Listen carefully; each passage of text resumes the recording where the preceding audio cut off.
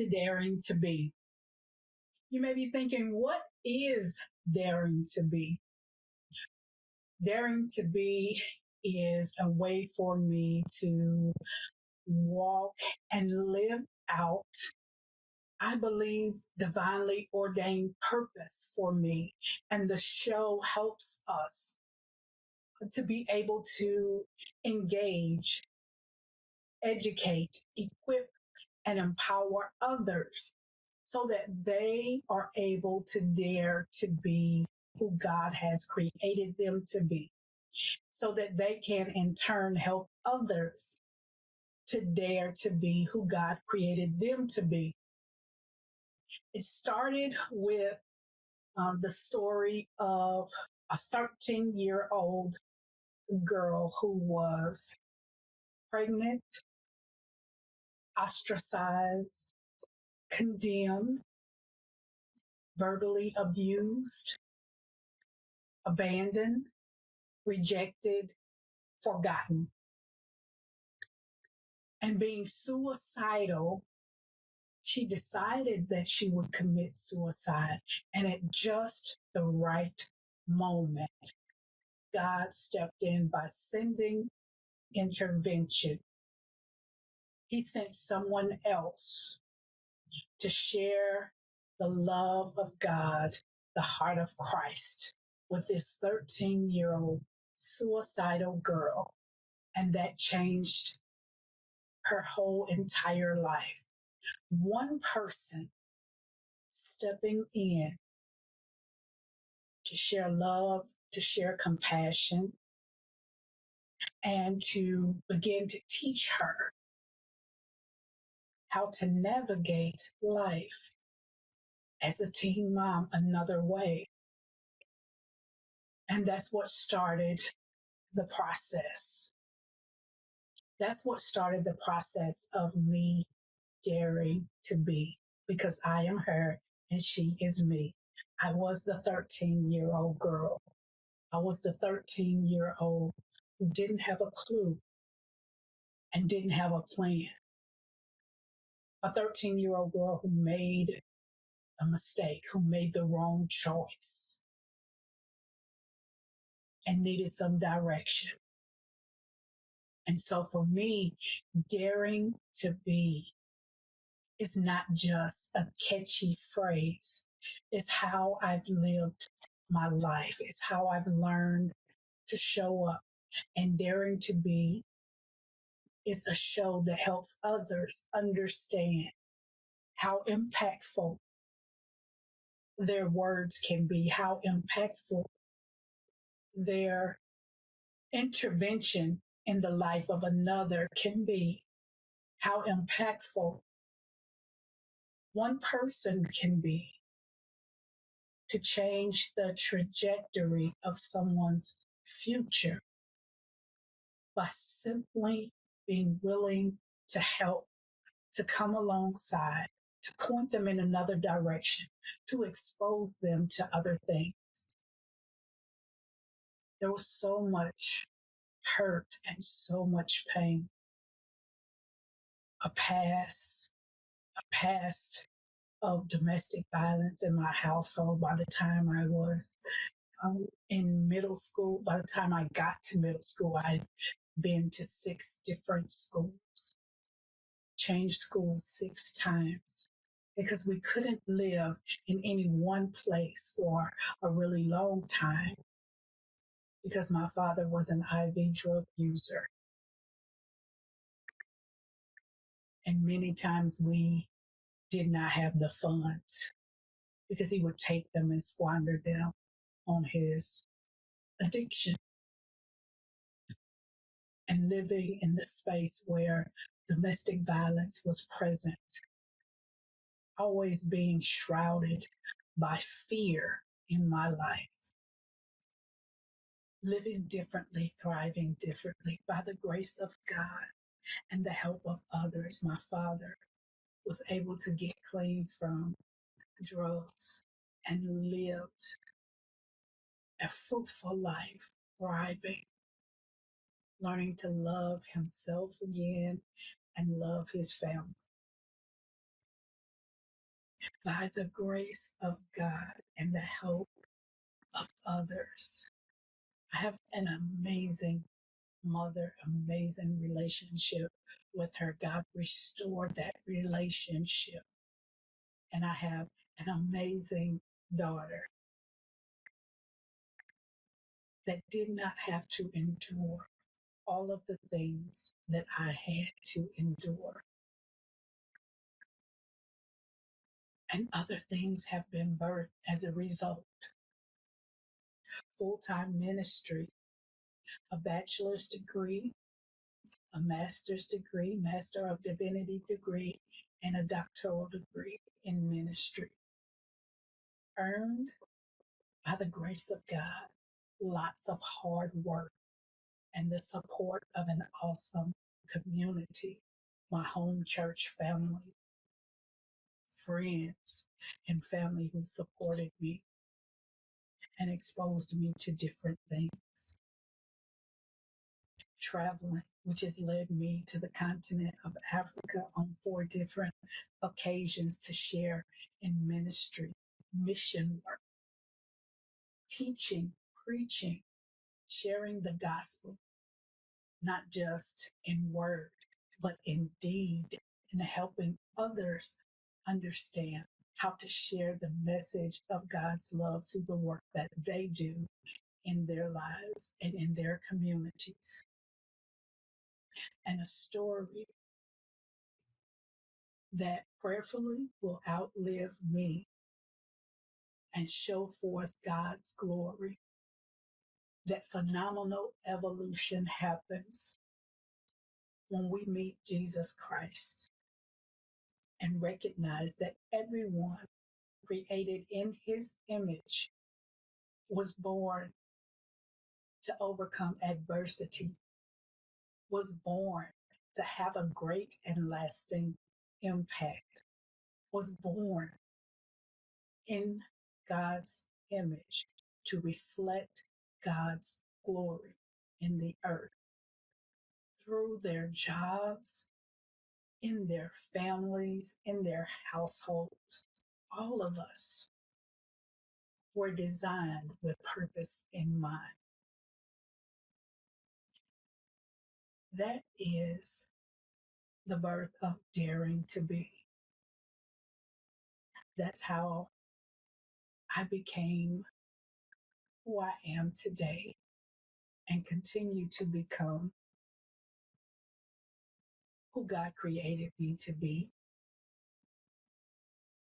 That is how I help others through coaching, preaching, teaching, writing, sharing, mentoring, to discover and find their life purpose and the ways that they show up in the world, to share the gifts and what they've been called to do. And so daring to be is about engaging others, educating others, equipping and empowering others to live the life that God has for them to live in the divinely ordained purpose that they have. It's been an amazing journey and continues to be an amazing journey. And so my goal is to help others dare to be the you that God created you to be. And that's what daring to be is all about. Shifting mindsets, helping to bring about transformation, and helping us to share all that God has placed in us in order that others might see his light, to reflect God's glory in our everyday getting up, going to work, doing what we do lives. And as we do, God's glory is reflected in the earth in real and practical ways. And we help to shine a light in dark places. Daring to be. Come with us as we share of our tools, talents, and resources so that others will be able to come to know theirs and share theirs as well. That's daring to be in a nutshell. We desire to share stories that provide information, inspiration, and lead to transformation. It's time for you to dare to be. We are daring to be. Welcome, welcome. Today we are talking about shifting mindsets around grief. And it's important for me to host this topic because this is a time of year where people experience grief and aren't sure how to deal with it. And it can be intensified because it's the holiday season. So we have a special guest today, Coach Petra Gordon, who specializes in helping people around this mindset of grief and helping them to do it in healthy ways. So welcome to you, Petra. Welcome. Well, thank you so much, Dr. Latisha. I'm so excited to be here today.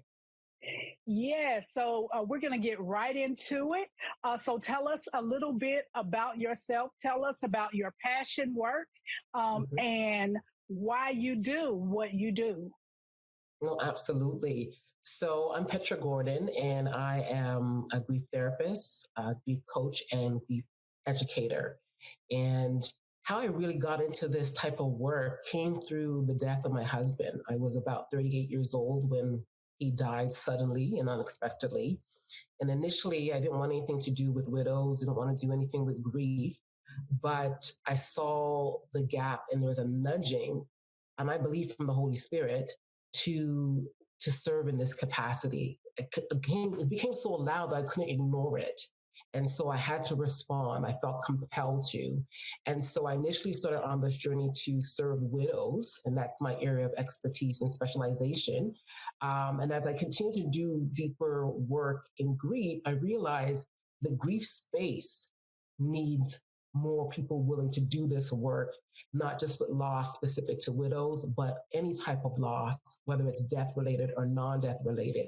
And so I've gone on a journey to broaden my actual practice as a therapist to include all different types of losses. But it was really birthed out of the loss of my husband. Oh, wow. Wow. Man, there's nothing like someone who enters into a space with the experiential understanding. It creates a greater sense of compassion and ability to connect. So how do you approach the topic of grief and the process of healing? Right. And so one of the things that I have discovered both in my personal journey and professional journey is that there is no stages of grief. There is no linear path that this is the 5 steps that you need to take to heal and to go through grief. Though grief is universal, my belief is that it's personal, it's unique. We will all experience it differently. It will manifest itself differently for each of us. And what's helpful to me in my healing journey may not be the same for you. And so when I speak to people about healing and grief, it's really around helping them to explore different things that they can try and see what resonates most with that person as they're navigating their journey.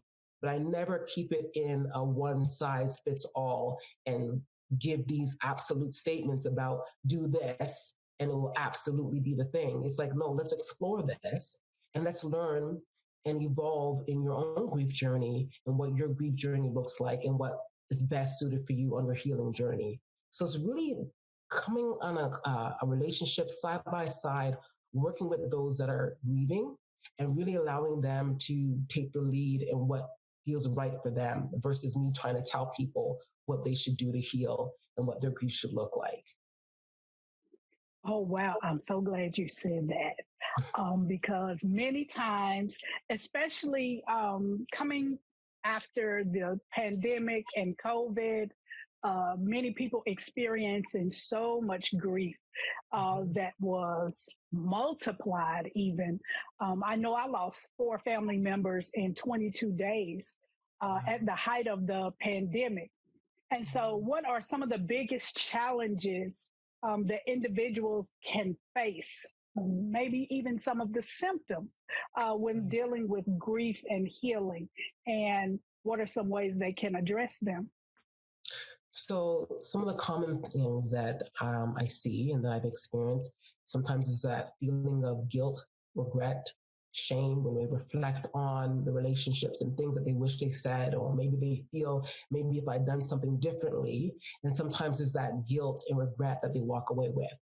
There's that feeling of loneliness and isolation. Even when you have a supportive network, people are not really able to journey in with you deeply because it's impossible for them to fully understand what you're experiencing in terms of the magnitude of that loss. And so it can feel very lonely. It can feel as though no one really understands what you're going through. Sometimes the grief can be trapped in your body. People have physical ailments that they feel the grief, maybe tension in different parts of their body. Sometimes it impacts in terms of their clarity. Sometimes they have a fogginess in their mind. Sometimes there's more fatigue. Sometimes there's experiences of anxiety and depression. And so different things might arise out of grief. And so what I encourage people to do is not try to avoid or resist the feelings and resist going through it. Part of healing is allowing yourself to move through the grief, not trying to rush through it because it's a journey. And I am of the belief that grief does not end. So we are always carrying the grief, but we are growing around it and we're continuing to evolve and continuing to live and grow while carrying this grief. The unique difference is that we're not allowing it to dominate our lives, which when you're not aware of how to move through it, sometimes the pain and the different things that come out of that grief can start to feel bigger than life and dominate you so that it starts to impact on your functioning. And so it's really helping people to work through and move through that grief so that you can start to function again and start to live again and allow your life to not stop, but you take those steps forward while still carrying the grief. Because eventually our hope is that it'll go moving from grieving in pain and moving to grieving more in love. That when you reflect on that person, what's there is less pain and more love. Wow. Wow. That was very powerful. I think having an individualized plan is something that may be foreign to people when it comes to grief, because we're told to do XYZ, do this, this, and this, and you should be over it. Right. There are some examples of healthy ways that people can work through grieving, especially during this holiday season, that looks and feels different for people after loss. What are some of the things that they may be able to do that could be helpful in this season? Right. I think what's helpful is for people to be in safe spaces where their grief can be seen, where it can be witnessed without judgment and without criticism.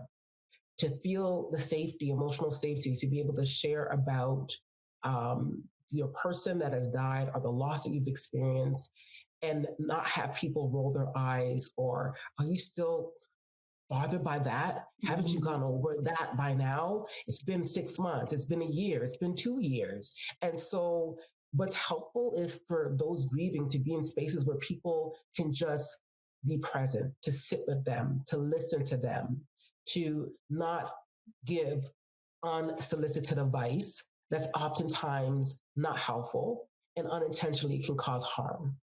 And so it's really that person's ability to share, to talk about it, to allow themselves to feel the emotions, whether that's through tears, whether that's through talking it out, and finding different ways that resonate with them to process their feelings. Some people love to write, some people love nature, some people like to dance because it's moving their body. Finding what that thing is to help you to continue to move through the grief so that you don't get stuck in it. Okay. Those sound like things that it's important to make sure that you have that safe space to be able to do those things and to be able to have the freedom to allow ourselves to do those things. Right. I like those. So what are some tools and resources that you, as a grief therapist and coach, offer? What are some things that people may be able to contact you and be able to utilize or gain from you? What do you recommend to further support them through the healthy process of grieving and healing? What are some tools and resources you offer? So right now, my practice, I'm licensed to practice in Ontario, Canada. So for those experiencing different losses, whether that's death-related or non-death related, I do offer grief counseling and in my therapeutic practice. For those that are widows, I do have an email community for widows, and I have a newsletter where I message and send them content on a weekly basis, and I provide free training as well. For the general losses, 2024 is where I'm going to be creating my video podcast and YouTube channel, where I'll be speaking to different losses and having that conversation around different tools and different resources and different perspectives and mindsets around grief. So that would be my platform that I will use to really serve the grief community and those grieving, to start having more conversations, to normalize grief, because I really feel that as a society, we have not been well informed or educated around grief, and oftentimes walk around with grief unaddressed, which trickles into our lives and impacts on our healing. So I will be having more conversations about just any type of loss and how to navigate it using the platform of YouTube and podcasting in the new year. Oh, that's great. So how can people contact you now? Maybe social media handle or ways that they can just to be able to gain some insight from the process of how to grieve in a healthy way. Absolutely. So I'm on Instagram, and anyone can follow me. It's Petra Ignites. So again, it's Petra Ignites, and it's one word. And I'm also on Facebook. So it's Petra Gordon Ignites.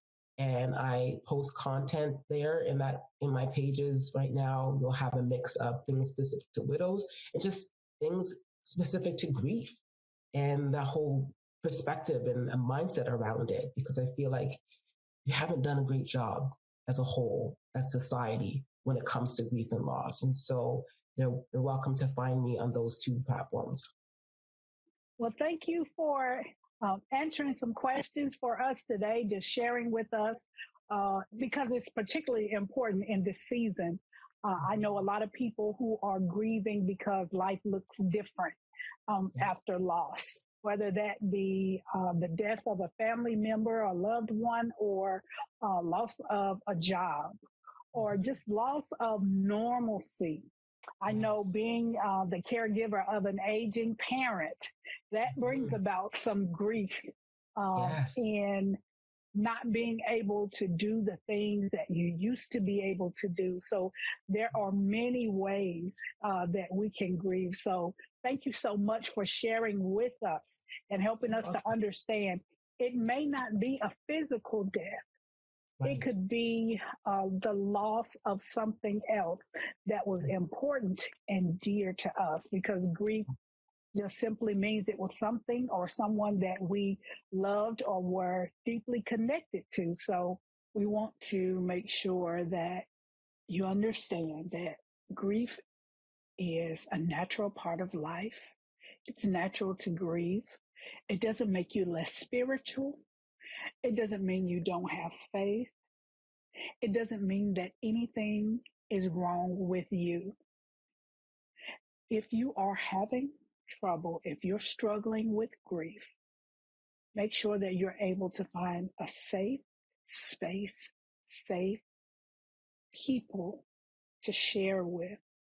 Make sure that you create those healthy habits that Petra spoke about during the episode: journaling, sometimes dancing, sometimes singing, weeping, whatever it takes that is healthy to get through the process of grieving according to each individual. It's okay to do that. And so we wish that even in this season, that you will be able to enjoy the holiday season. Maybe it's with memories, maybe looking at photos and discussing memories with family members or friends who are willing to come alongside you in the grieving process. Because shifting mindsets around grief is important for us to have safe spaces and opportunities to heal and deal with our grief in healthy ways. Thank you for sharing with us. Thank you for your expertise. And will you promise to come back and share with us once you have those resources in place in 2024? Absolutely. I love talking about grief. I love educating others about it, having these conversations. I absolutely would come back and share more for sure. All right. Thank you so much for being with us today.